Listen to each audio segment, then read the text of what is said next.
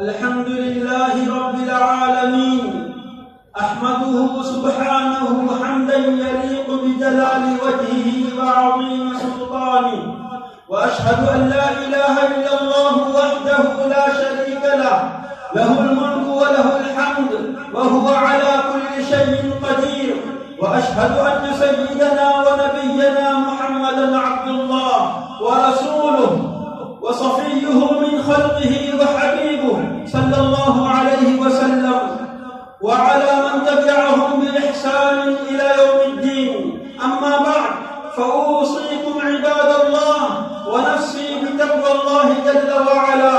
قال الله تعالى: يا أيها الناس اتقوا ربكم واخشوا يوما لا يجزي والد عن ولده ولا مولود هو جاز عن والده شيئا، إن وعد الله حق، فلا تغرنكم الحياة الدنيا ولا يغرنكم بالله الغرور. أيها المؤمنون، إن المسلم سهم لين لين قريب من الناس، يألفهم ويألفونه، يحبهم ويحبونه.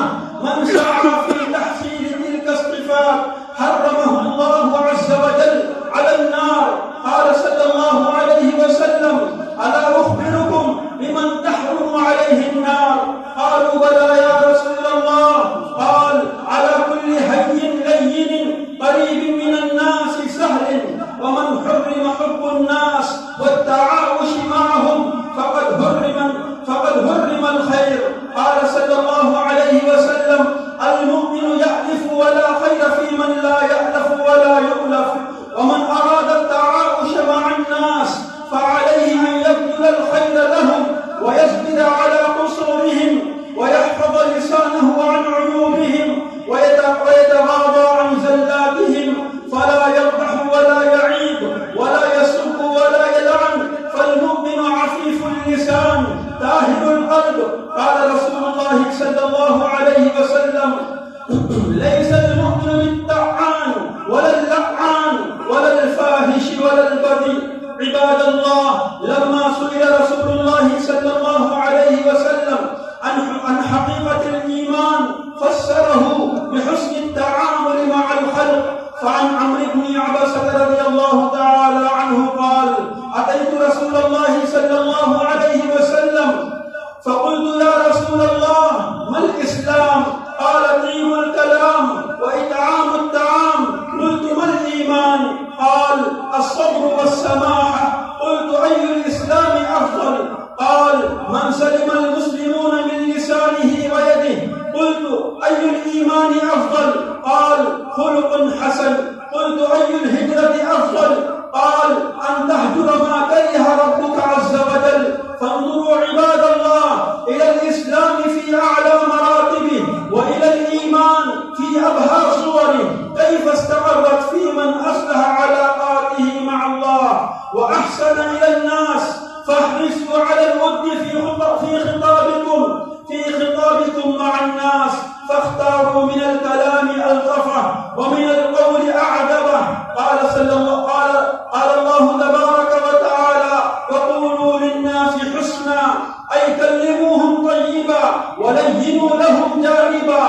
ومن طلب كمال الإيمان فعليه أن يحب الخير للناس ويحب لهم ما يحب لنفسه. قال رسول الله صلى الله عليه وسلم: لا يؤمن أحدكم حتى يحب لأخيه ما يحب لنفسه. ومن أراد ذلك فعليه أن يطهر نفسه من الغل والحسد والتباغض والتناحر. وتلك هي وصية رسول الله صلى الله عليه وسلم، إذ قال: لا تحاسدوا ولا تناجشوا ولا تباغضوا ولا تدابروا ولا يبيع بعضكم على بيع بعض، وكونوا عباد الله إخوانا. المسلم أخو المسلم، لا يظلمه ولا يخذله ولا يحقره. التقوى ها هنا. ويشير إلى صدره 3 مرات: بحسب امرئ من الشر أن يحقر أخاه المسلم. كل المسلم على المسلم حرام، دمه وماله وعرضه. أيها المؤمنون، إن المسلم إذا تعامل مع الناس فمنطقه الحكمة، وإذا نصح فسبيله سبيله الموعظة، وتلك وصية الله لنبيه صلى الله عليه وسلم. قال سبحانه وتعالى: ادع إلى سبيل ربك بالحكمة والموعظة الحسنة وجادلهم بالتي هي أحسن إن ربك هو أعلم بمن ضل عن سبيله وهو أعلم بالمهتدين. والإسلام يأمر ببناء الإنسان وعمارة الأوطان، وينهى عن التقابل والتدابر، ولا ينهض بناء ولا يقوم أساس إذا اختلفت القلوب وساءت الظنون. قال رسول الله صلى الله عليه وسلم: إياكم والظن فإن الظن أكذب الحديث. والتعامل مع الناس يقتضي إنصافهم إذا عدلوا والبناء عليهم إذا أحسنوا. قال تعالى: يا أيها الذين آمنوا كونوا قوامين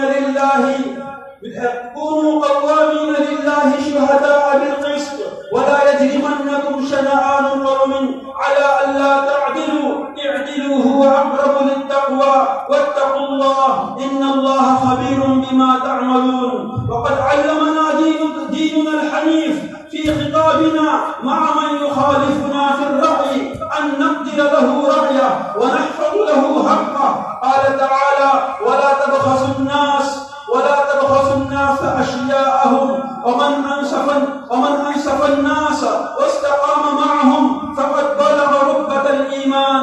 قال عمار بن ياسر رضي الله تعالى عنه: 3 من جمعهن فقد جمع الإيمان: الإنصاف من نفسك وبذل السلام للعالم والإنفاق في الإقتار. قال العلماء: والإنصاف من أعز الخصال، ومعناه أن يعرف الإنسان الحق الذي على نفسه ويوفيه من غير طلب.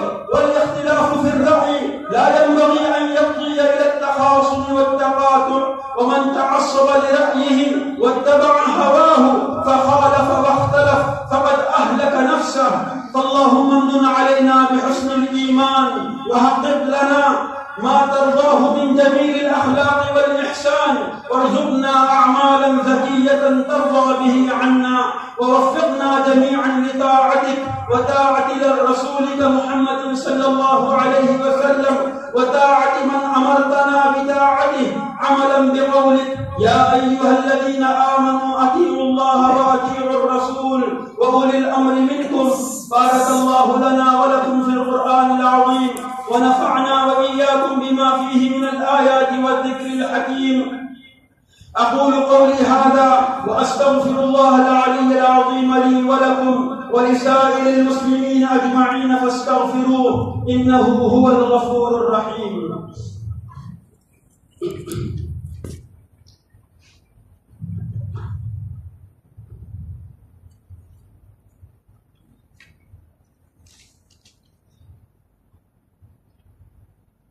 الحمد لله رب العالمين، وأشهد أن لا إله إلا الله وحده لا شريك له، وأشهد أن سيدنا محمدا عبده ورسوله.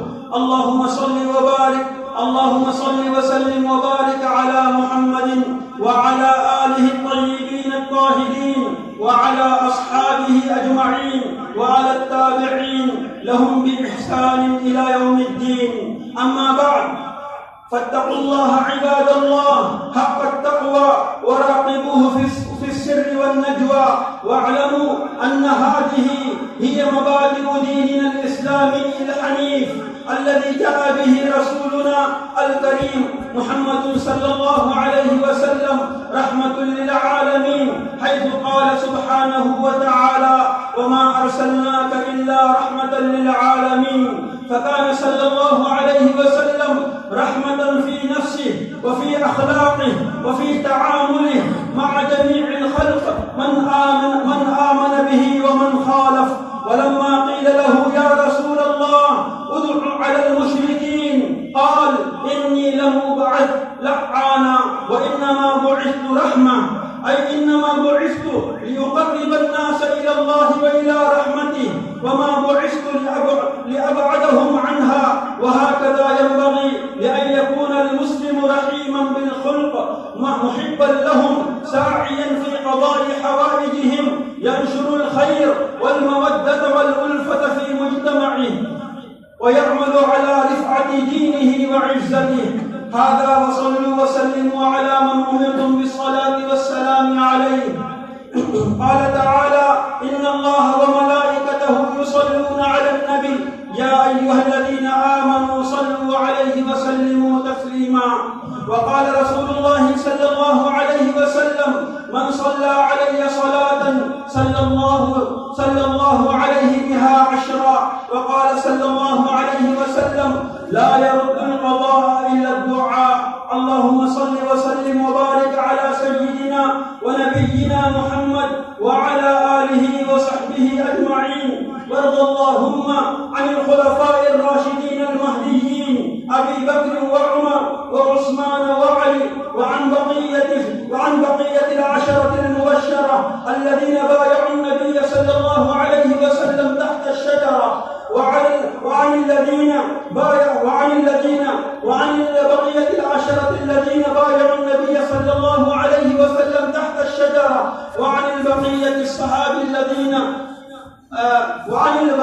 الصحابة وعن التابعين ومن تبعهم بإحسان إلى يوم الدين، وعنا معهم بمنك وكرمك وإحسانك يا أكرم الأكرمين. اللهم أعز الإسلام والمسلمين وأذل الشرك والمشركين ودمر أعداءك أعداء الإسلام والدين.